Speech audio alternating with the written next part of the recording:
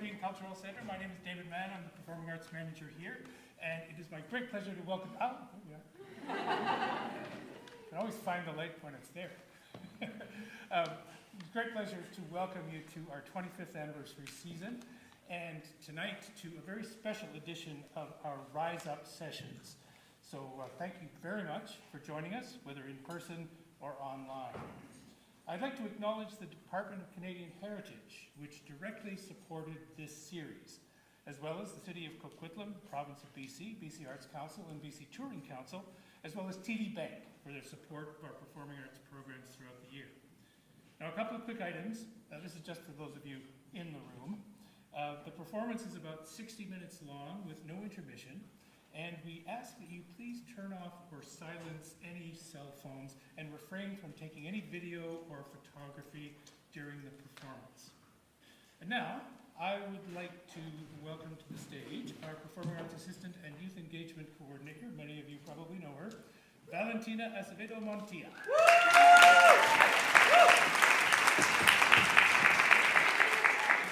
Hi everybody, my name is Valentina Acevedo Montilla, and my pronouns are she, her.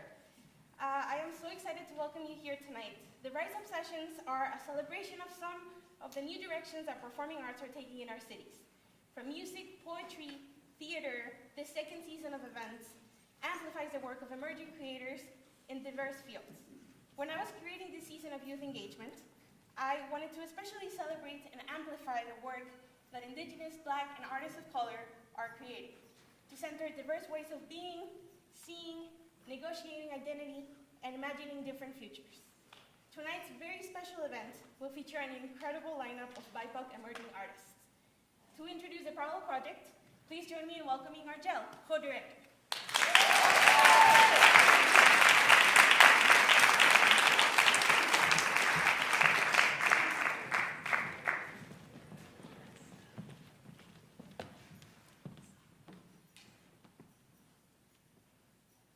Hello everyone, welcome to Evergreen Cultural Center.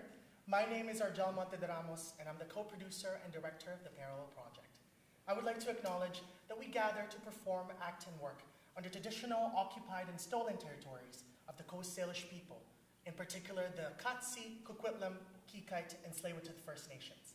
We acknowledge with respect the history, culture, and spirituality of the Coast Salish people, who have lived here since time immemorial.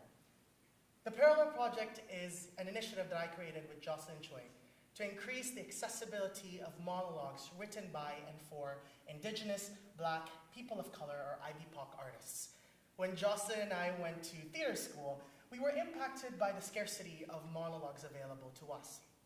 A monologue is an essential tool for actors to showcase their skills through auditions and performances like this.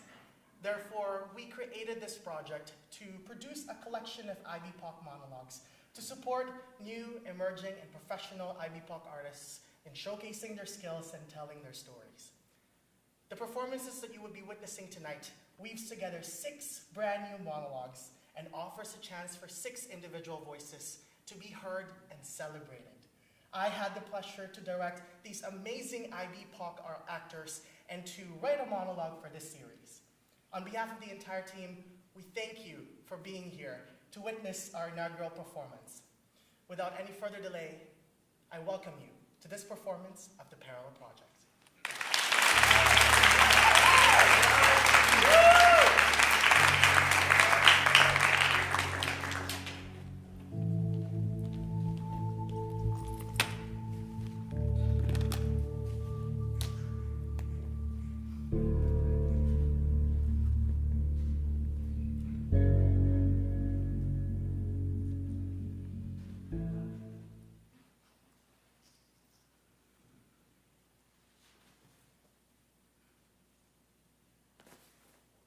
Ma, it's the middle of summer. I do not need to bring a winter coat to Hong Kong.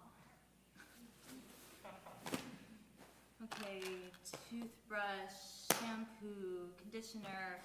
I'm sure Auntie May has enough sunscreen to last me a month, if she even lets me use it. Oh, and then of course I need my wallet, passport, laptop. Am I missing anything? Oh, I can't do this!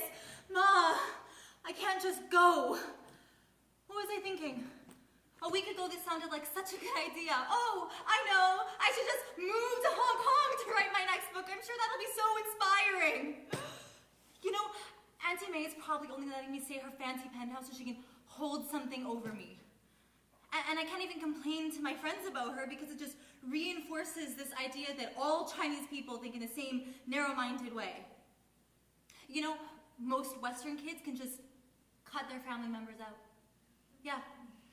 Like Sarah and her Trumpy cousin.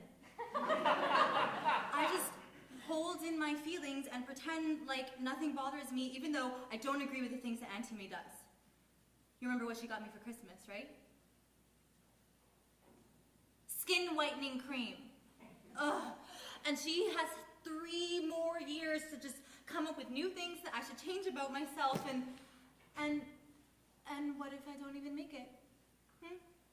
What if I lose my passport and then they arrest me because they think I'm some sort of dangerous criminal? Or what if I get hit by a bus as soon as I leave the airport because I forget that they drive on the left-hand side of the road? Nope. Nope, this isn't happening. Nope. I'm not. Nope.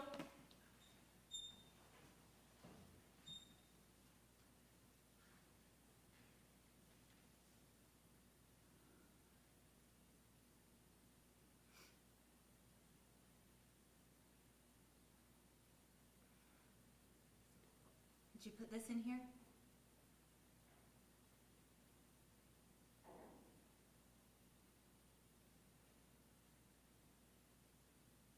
You look so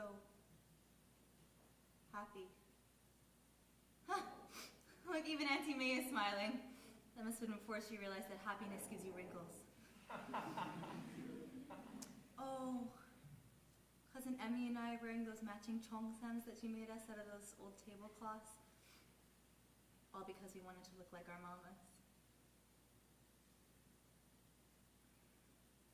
I'm sorry, Ma. I know you're still close, it's just hard to move past all that stuff.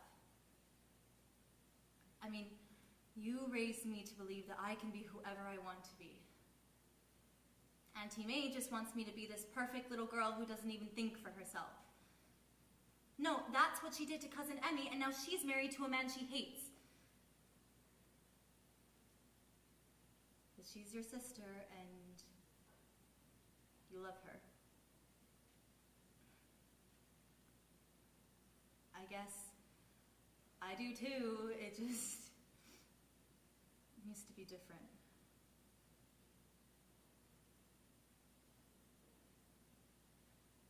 You know, sometimes I wish we stayed there. You could have taken over Popo's restaurant. I probably would have been a lawyer or something fancy. I would have felt like I was actually Chinese.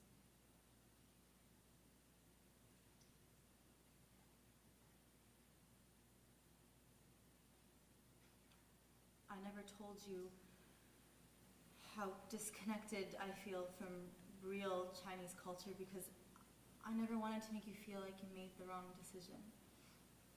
I mean, I probably would have made the exact same choices as you if I'd gotten knocked up by some handsome Canadian boy with the promise of a perfect life. You know what? I still remember our weekly phone calls to Dad when we were in Hong Kong and he was here. See the longing in your face every time he mentioned his life here. That's what made the move easy for me. And in the beginning, it was nice. It felt like we were a real family, having all 3 of us together. I can't help but think about how our lives might have been different if you realized he was only going to stick around for a year. And I am not saying that any of this is your fault, at all.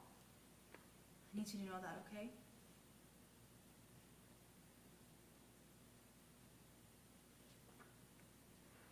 I was just so young when we left, so I don't really remember anything. Look, I know you had your reasons and you thought you were doing what was best for me, but I wish you would have forced me to go to Chinese school, even though you knew I would have hated it. I wish you at least kept speaking Canto to me so I could hold a conversation with the people at the market. I wish I knew what the other Chinese girls were saying when I'd walk by them in the hallway and they'd point at me and laugh. I wish I felt confident enough to speak up about the issues in China or wear a cheongsam in public without feeling like some kind of imposter. God, you know, I even wish I was Chinese enough to fit in with the messed up fetish of what a little Asian girl should be.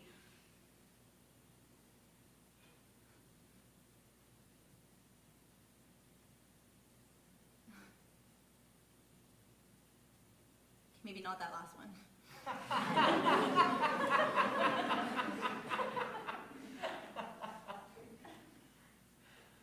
I have no idea where I really belong. I think that's why I became a writer. I've always been able to create these worlds that feel so real because I've spent my whole life dreaming about them. And I know I don't normally tell you about my projects while I'm writing them, but this one that I'm working on now doesn't feel like anything I've ever written before. And I want to tell you this now because, who knows, maybe I will get hit by a bus.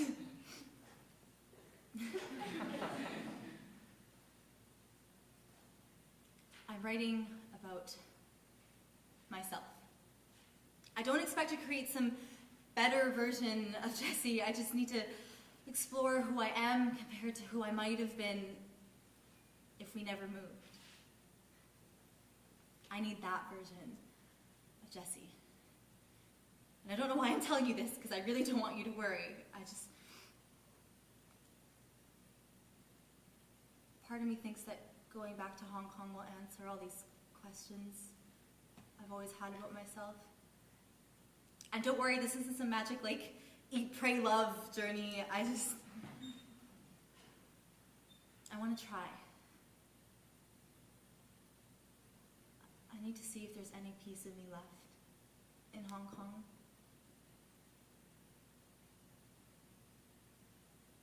Come with me. Oh, I don't know why I didn't think of this any sooner. Come on, let's go live our Gilmore Girls fantasy. I mean, for the first few seasons when they're happy, none of that, like, mid-series crap. Plus, I do need a personal translator. And I know you could at least convince Auntie May that I don't want to go see her doctor for a nose job consultation. So, what do you say? Do you want to go home?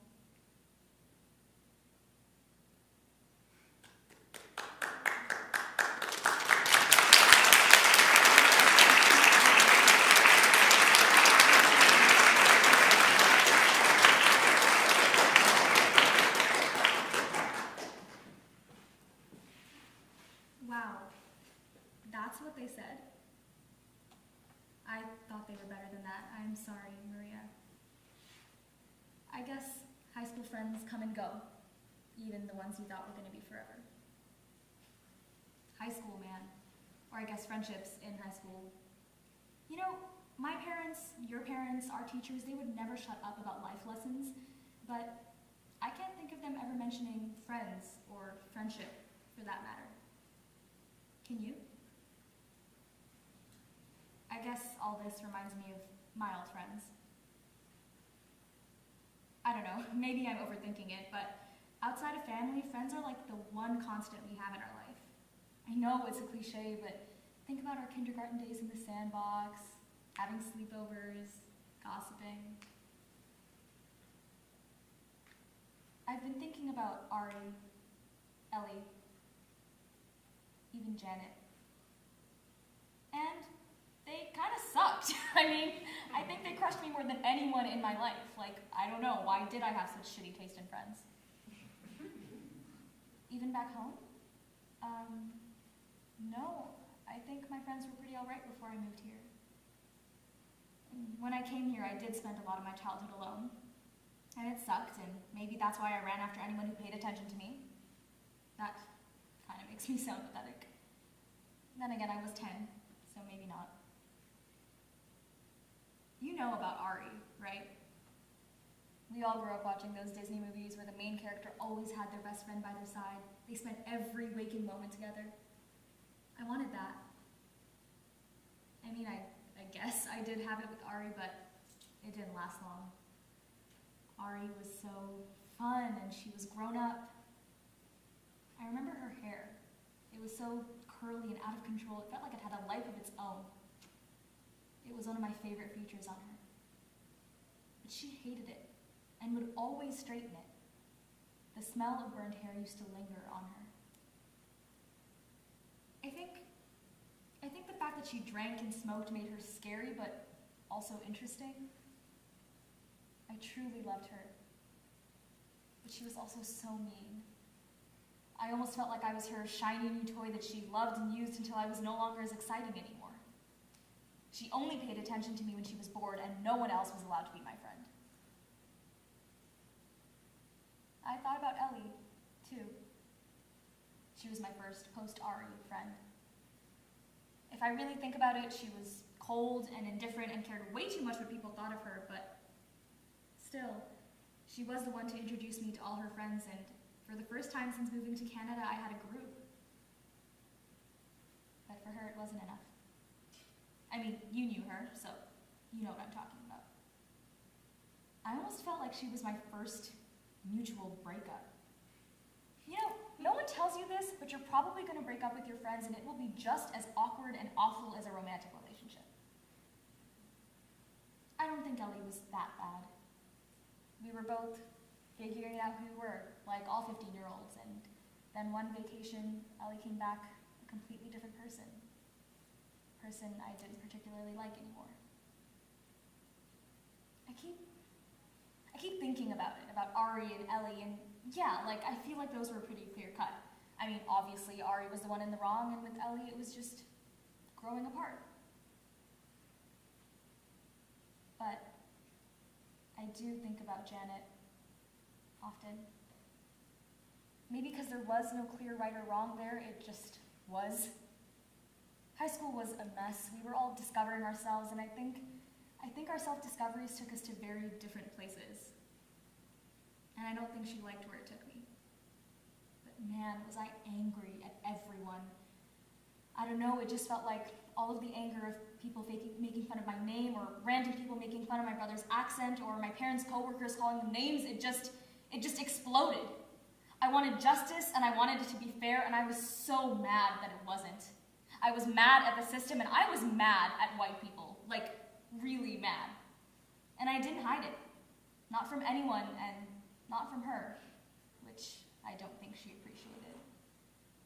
She was never racist, or at least not maliciously, but I think my anger at white people made her mad. As if I was also blaming her, or maybe it just made her think too hard and she didn't like it. But the thing that really drove me up the wall is that she never said anything. Literally a year later, she comes to me and she's like, I pulled away from you because of your attitude. Like, okay, how is that helpful a year later? I don't know, this whole Janet thing, it just triggered all these questions in me, like, would I have changed my attitude if she had said something? I'm not sure, but still. And not to have a complex about this, but I do. Like, how can I trust myself after that? How can I trust what I say and do? What if I'm hurting someone I love? What if they come to me like Janet a year later and tell me they hate me? How can I trust that I'm being a good friend? I've spent the last 2 years mostly blaming myself. Maria, do you think I was wrong? Wait, I know the answer to that. I have it memorized whenever I'm feeling bad. How can we know if we've hurt someone if they don't tell you? We are not magicians, no one can read minds. If someone has a problem with what you have done, they have to tell you, not explode at you a year later when there's nothing either one of you can do about it. Sorry, I kind of went on a tangent there. I guess I couldn't help but think of my past friends when you brought Amber and Letitia up. It's not the same, but I guess friends hurting you and disappointing you is kind of an ongoing thing. I do think I've learned to be a better friend, thanks to you. To say when you are hurt, to accept you for others, and to fix it. Who knew there was a way to have a healthy friendship? So, what are you gonna do about Amber and Letitia? Let go or try to work it out? Either way, it sucks. But whatever you decide, I'm here for you. We are all just doing our best to be good people, to be good friends. I think we are good friends, right?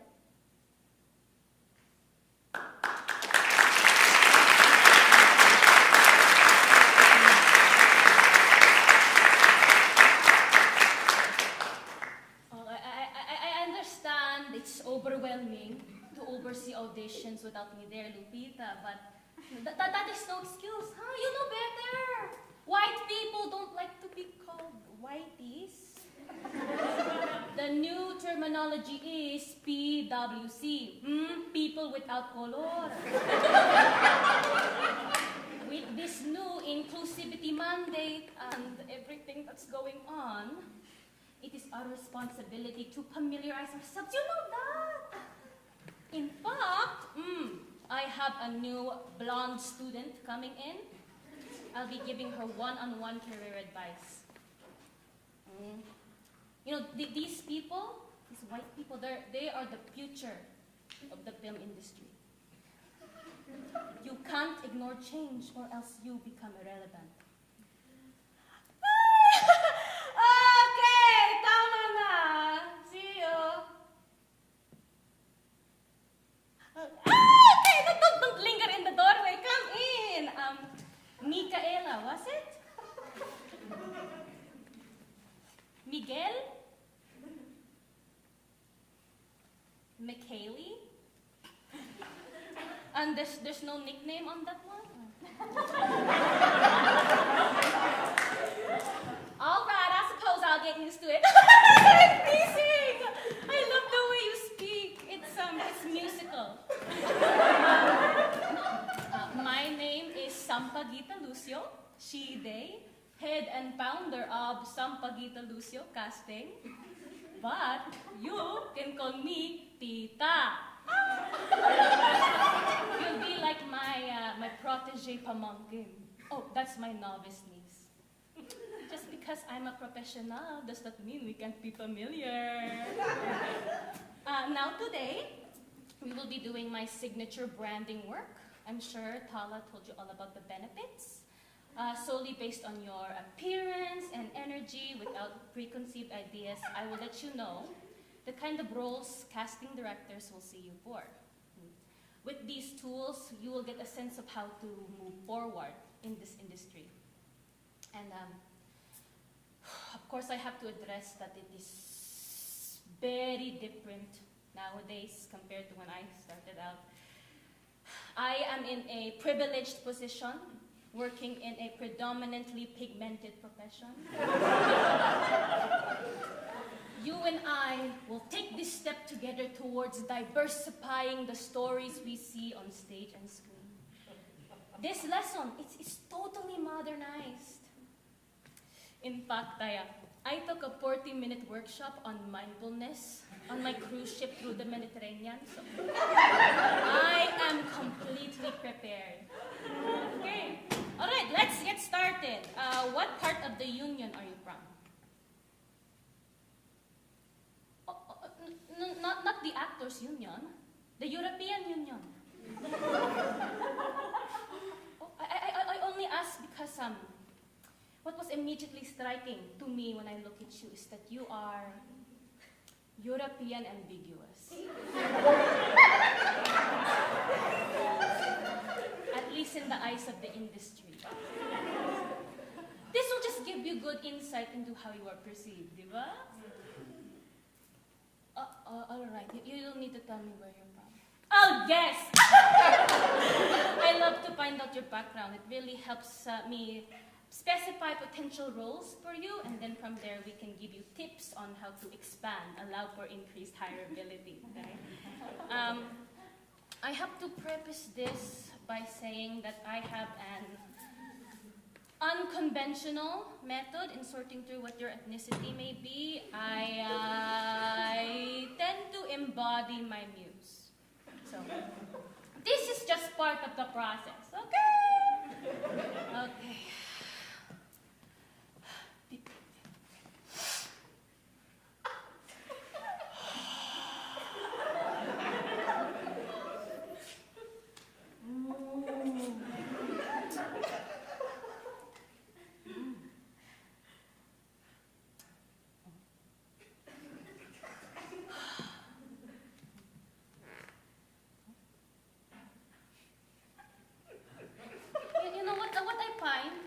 With PWC is that you're very resolved, right? You're very keep calm and carry on. Oh, but babes, your teeth are literally so nice, innit? Oh, you can't possibly be British. But you don't have a some je ne sais quoi, oui? No? So, not British, not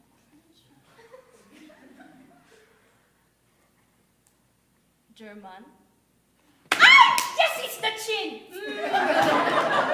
Guten Tag, Fräulein.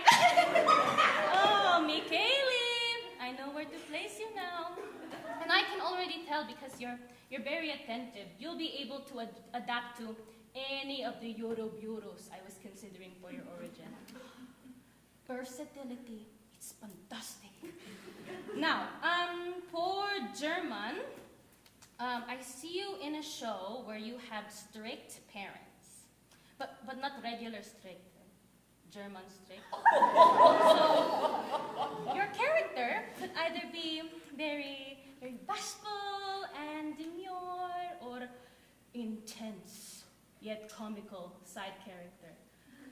So pay attention to celebrities of German descent. Could also practice milking the cow. Milkmaids are very common. Which is regressive. We know this, but if the opportunity comes along, take it. Reclaim it. Yes, and.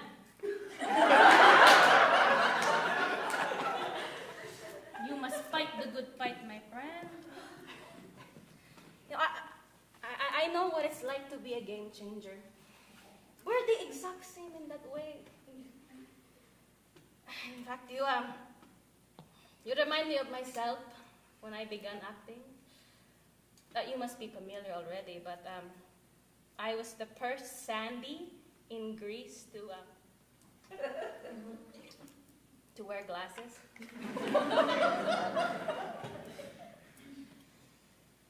They were seeing all of these ingenues with 20/20 vision.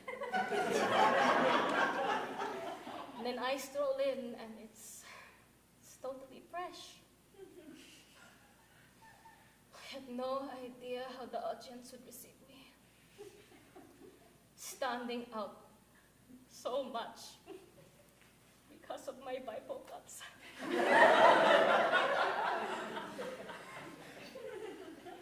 But they loved it. And here I am today. Your uniqueness, luckily, aligns with this new trend. And it is your ticket to longevity. Okay, so...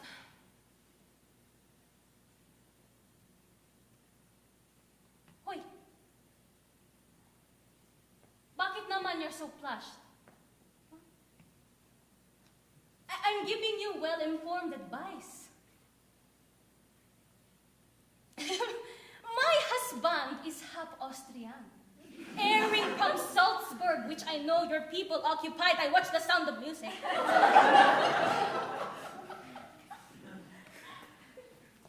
So don't you worry.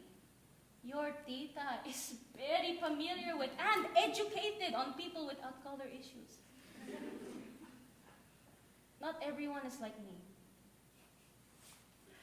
Not everyone will give you the time of day. And not everyone will speak to you so plainly. That is the hard truth of this industry. People like to be comfortable, not contradicted. Everyone must take care to show professionalism and gratitude, but especially you. You don't want to look like another difficult white person. It's so lovely to meet you. I look forward to working with you one day. In fact, there is an innovative project I can see you in. They're taking a folk story by some German authors named the Brothers Grimm. I'll throw your name in the hat.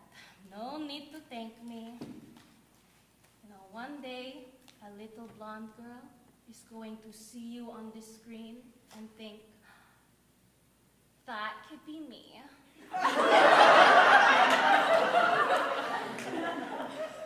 I've got you. So, sister.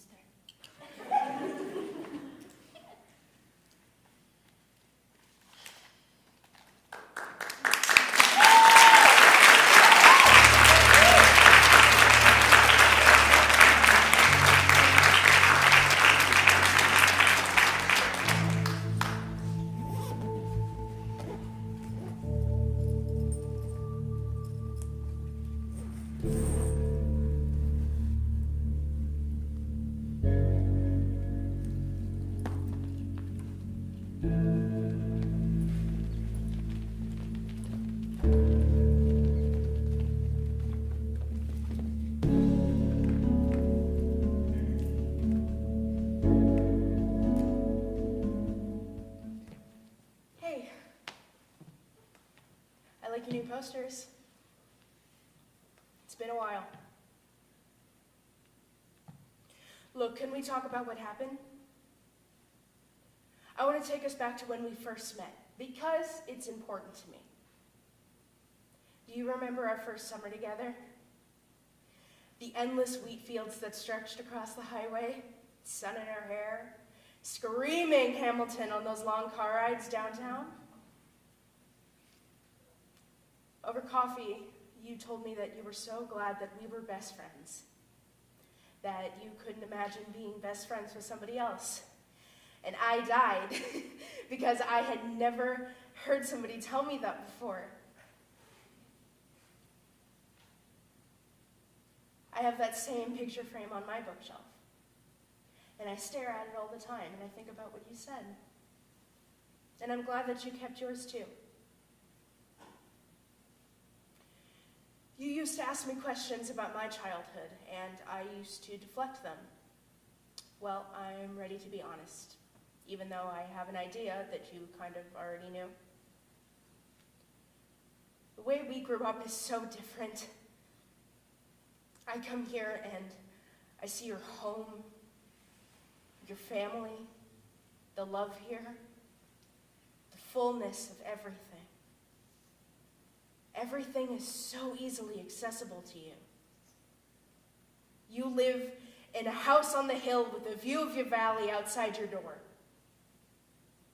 Well, around the corner, down the hill, past the dirt road and a creaky-ass bridge are straight slums. Brown grass, well water, trailer park, broken home, slums. That's what I'm used to.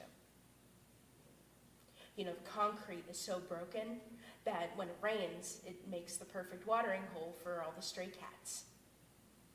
And there's a hermit lady down the corner, screaming at the moon, drunk off her ass. The kids bike around until morning, there's no rules. That's how I grew up. I look at you and I honestly see perfection, even if perfection doesn't really exist. Because when we walk down the street together, I know people are looking at you. And how could they not? You're everything the world wants. The manic pixie dream girl bisexual symbol of beauty. And well, I'm just not anything like that.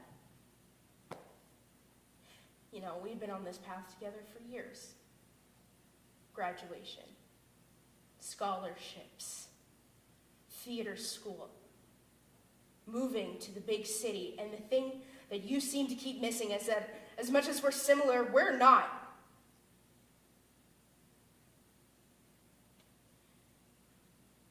Like your reputation at our school, pristine. Your legacy. I've got nothing keeping me here but a dream and you. My best friend.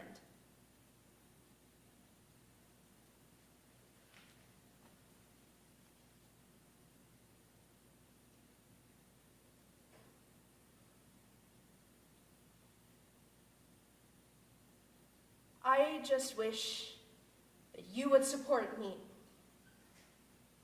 You know, see my side of things for a change. I feel like you're not listening to me and you don't even care to try. And that fight last week, God, I love you. But I'm not sorry for what I said. And I have to be honest here when I say the things that you said to me last week hurt me a lot. You let that professor belittle me, degrade my culture. You didn't even say anything. And then you turn around and you tell me that I am overreacting.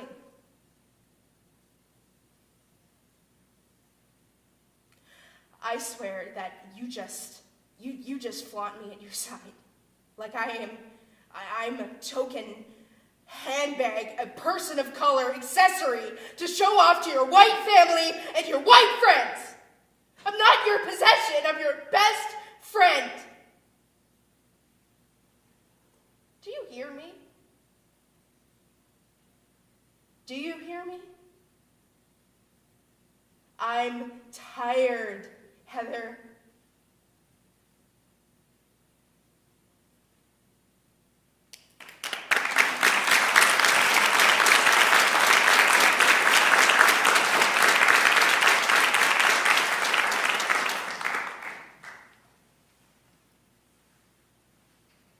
Have you seen this? I swear, Camille's like the 5th person to find a boyfriend since quarantine. And Camille, of all people. Yeah, 3rd year comp sci, Camille. Never left her apartment even before the pandemic started, Camille. How is this possible? No, Annie, I'm asking you. How is it logistically and statistically possible to find the person you're willing to emotionally and sexually explore while the rest of the world is on lockdown? Because all of my prospects are doing the exact same thing as me. I mean, we're all working and going to school from our bedrooms and only leaving our apartments to go grocery shopping in our sweats with messy buns and those like outdoor slippers that went out of style like 4 years ago. But still, I'm trying. I mean, you saw me last week when I went across the street to pick up instant noodles. I was rocking that matching mask and coat ensemble, and Annie, do not start with me. The PJs were black and it was dark out, so you couldn't even tell. The point is, I am doing everything I can to put myself out there, and what do I have to show for it? A box of instant noodles and a pair of soggy outdoor slippers.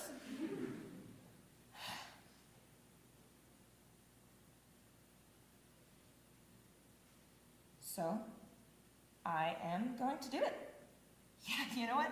Annie, I give up. Today is the day I succumb to your wishes and relinquish my dating app virginity. Let quarantine take that piece of me, you know, it's already taken everything else, so why not add that to the list? You mean now? Like right now?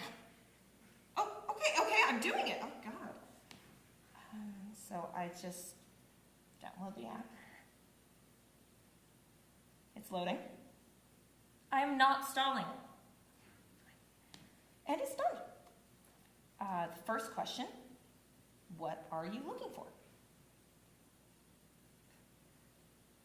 What am I looking for? Something casual? No, that would stress me out. A relationship?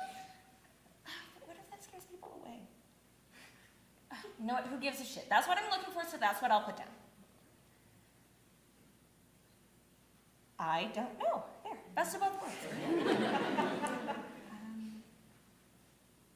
Next, conversation starters. Ooh, okay, here's a good one. If you could transform into any animal, what would it be? A penguin, obviously. Anyone who doesn't put penguin is kidding themselves. Did you know penguins mate for life? It's true, I swear.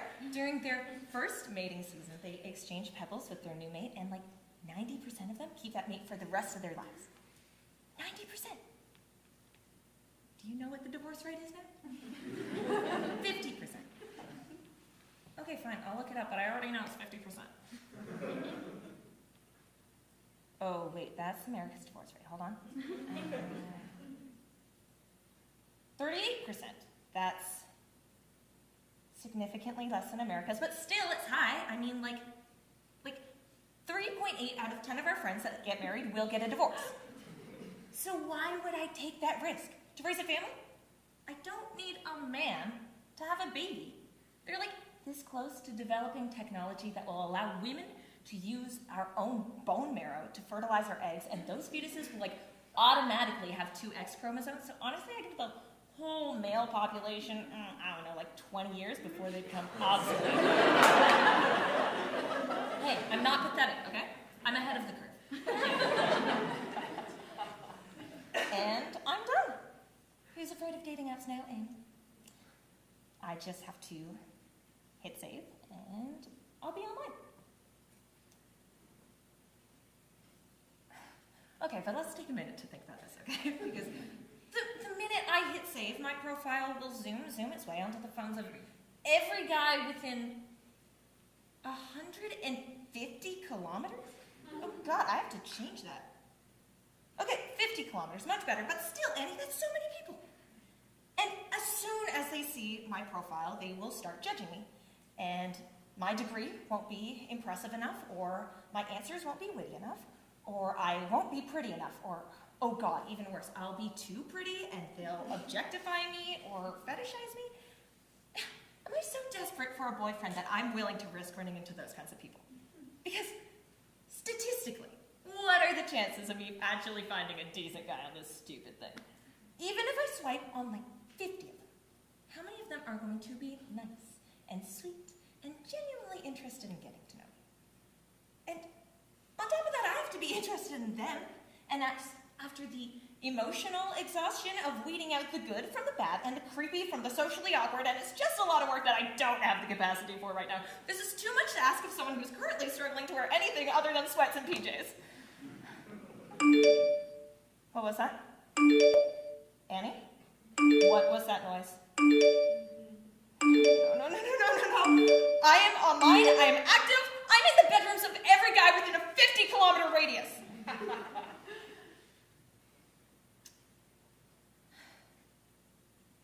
And I didn't spontaneously combust. I'm alive. I'm breathing. Oh, damn! He's cute! He is a marine biologist tracking the humpback whale migration. I can do this. I can do this. Left or right?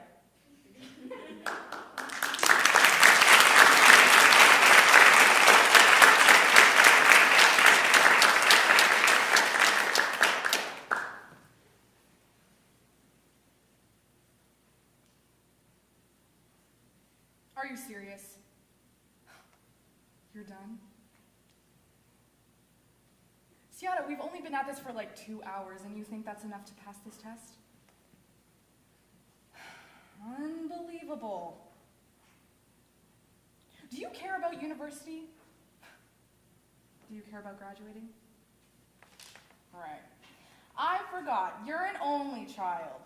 You don't have to worry about your successful parents' expectations. You can just do whatever you want, like aspire to be a social media queen. And your parents have no one to compare you with because you don't have overachieving siblings like Eli and Brenda. How they don't even try, yet they have good grades. It's frustrating. I put so much time into studying, reviewing, answering practice tests, and you just sit there and scroll on Instagram like this isn't 50% of our grade. You and my siblings are so much alike. You don't study as much as I do, yet you have way higher GPAs than me. Maybe we should switch places. You'll be Allie, and I'll be Sierra. My family's gonna love you. I mean, they already do, right?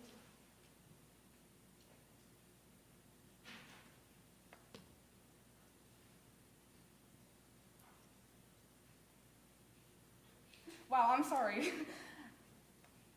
I don't know where that came from. I think I'm just scared, Sierra.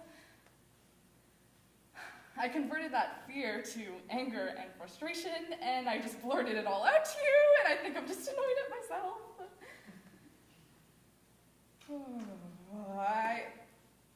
I think I need a 5-minute break. Okay. Yes? Yep. That's what I need.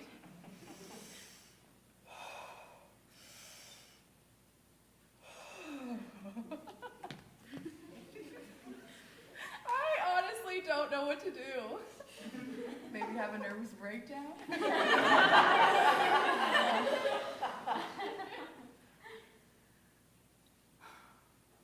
All my life, I've always been the other child. Do you remember that emotional speech? My parents have their own favorite.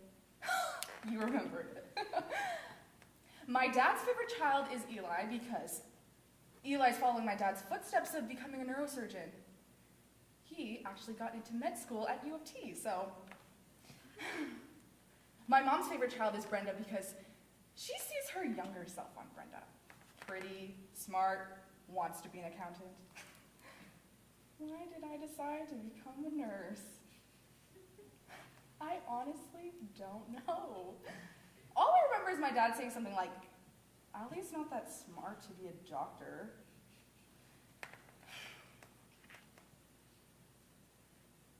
Some days, I wish I belonged to a different family, where my mom and dad cared about me, and I didn't have overachieving siblings, or to not have siblings at all. Does that make me a bad person? Most days I feel so stupid for trying because I know, whatever I do, I will never and always be the forgotten child. You don't believe me? Do you remember the science fair in high school? I clearly remember that day. I cut extra large letters for my title. How to create your own genetically modified organisms, : glowing bacteria. I worked all night on that project. I thought of it for months. I even bribed the janitor to turn the lights off on my signal to show the judges my glow-in-the-dark painted presentation. The announcement of winners started with grade 9, Brenda's grade. Without a doubt, she won first place. My mom was blabbing about, she wasn't expecting it. Liar.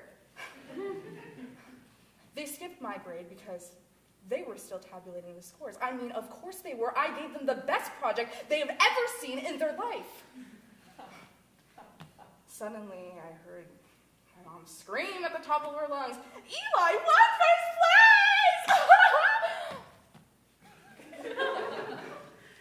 They gave the grade 12s much bigger, much taller trophies. I guess the teachers had to contribute to the hierarchical and social approach of high school.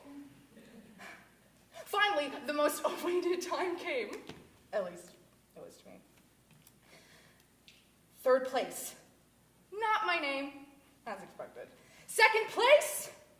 Not my name. 1st place, and the grade 11 winner is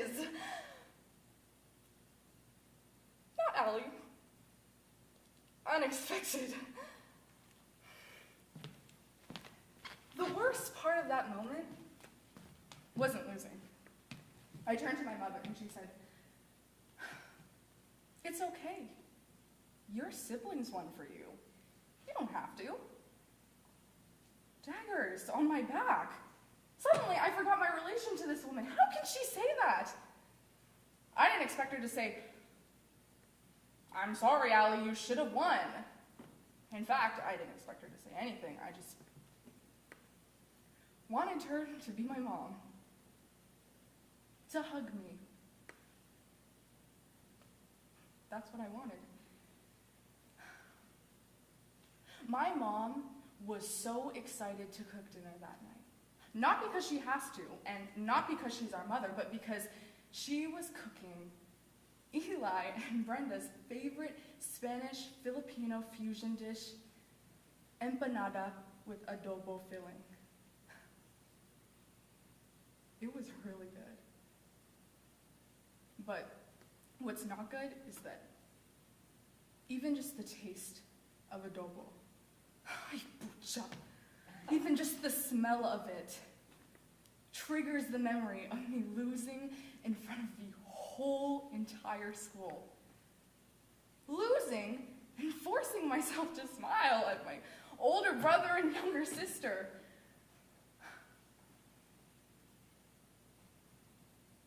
My trigger is literally vinegar and soy sauce.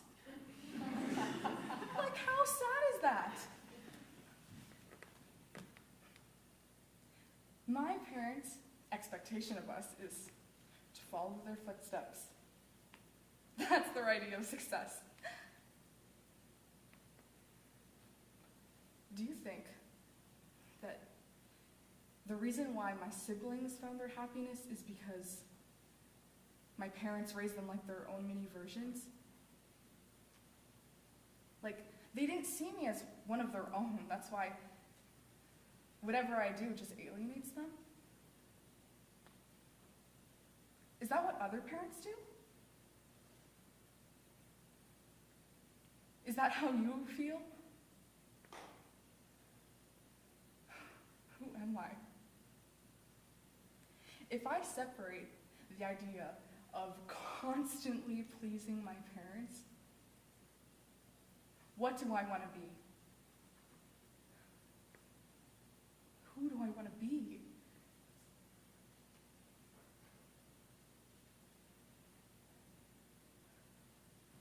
I'm sorry. I didn't mean what I said to you earlier. You are a social media queen. At least you are to me. Gosh, I'm the worst cousin ever. Wait, is this what a nervous breakdown feels like?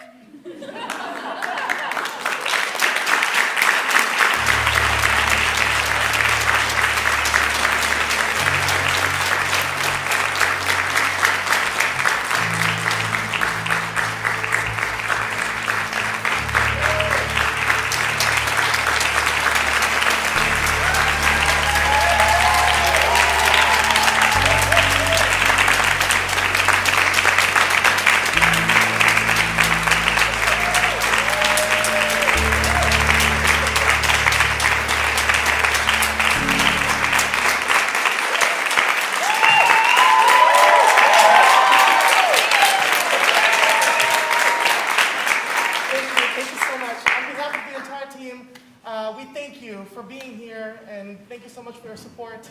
I would like to thank the actors, the writers who are in the audience right now, the tech team, the production team, Valentina, thank you so much. The Evergreen Cultural Center, thank you so much for housing our first ever performance. This is very monumental for us. I would also like to thank the Playwrights Theater Center and our mentors and our friends. Thank you so much for being here. We really appreciate it. If you would like to connect with us, feel free to visit our website. It's located in the programs. Or you can also email us at momentum180pro@gmail.com, or you can send us a message on Jocelyn and I's social media accounts. You can send us a message if you have any questions, if you would like to express your support in whatever means that might be. But I also want to take this opportunity to share with you that the Parallel Project is moving to its next chapter. We were able to produce the next writing workshop for the Parallel Project to produce brand new monologues in partnership with the Culture, with the City of Vancouver, with Playwrights Theatre Center, with Valentina, thank you so much, and our mentors. And so if you are interested, feel free to, again, visit our website, email us, or send us a message, and we'll send you the application once that is available. Thank you so much for being here. This has been the Parallel Project. Take care, stay safe. Bye.